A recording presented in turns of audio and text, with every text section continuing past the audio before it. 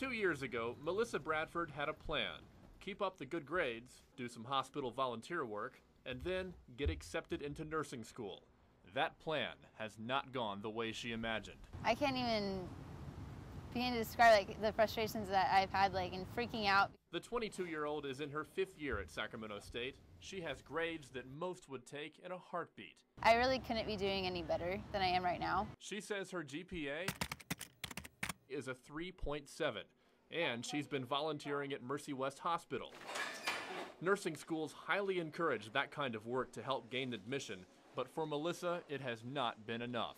I have worked so hard to get where I am right now, and I really have nothing to show for it. She has applied to the Sacramento State University School of Nursing twice. Both times her application was rejected.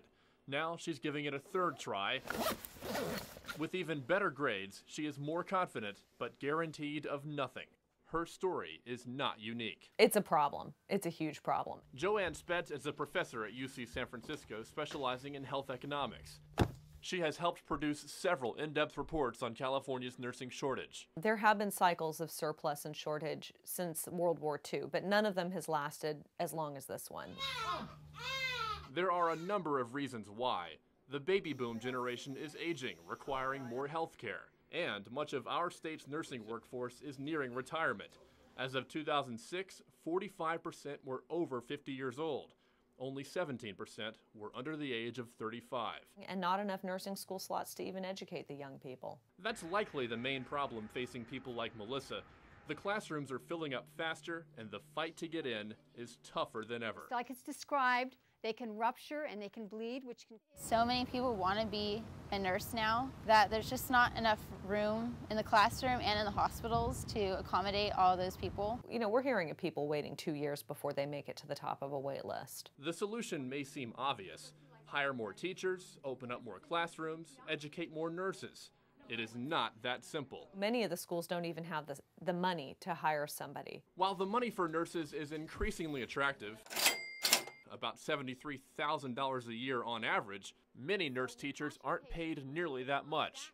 Most universities and community colleges cannot afford to pay it. That is perhaps the biggest challenge posed by California's nursing shortage. How do you convince experienced nurses to step out of the hospital away from a great income and into the classroom where they are so desperately needed to teach future nurses? Colleges need people who not only can afford to take a pay cut, but who also have a passion for teaching.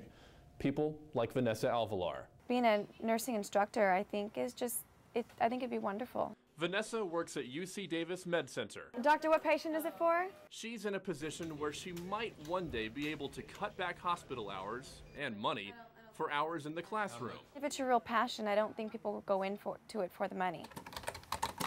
But Joanne's research paints a different picture. You have to have the money available so that nursing schools can hire faculty, can do the clinical training. Last summer, the legislature appropriated $51.3 million to state nursing schools, $20 million more than 2 years earlier. But because of our state's legendary budget crisis, funding has not been increased for the next budget year.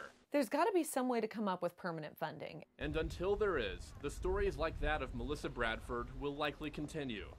To those who may be thinking of starting down the nursing school path, she has a warning. It's absolutely essential that you do well. You can't screw up, not once. Melissa wishes someone would have warned her before she had to learn the hard way.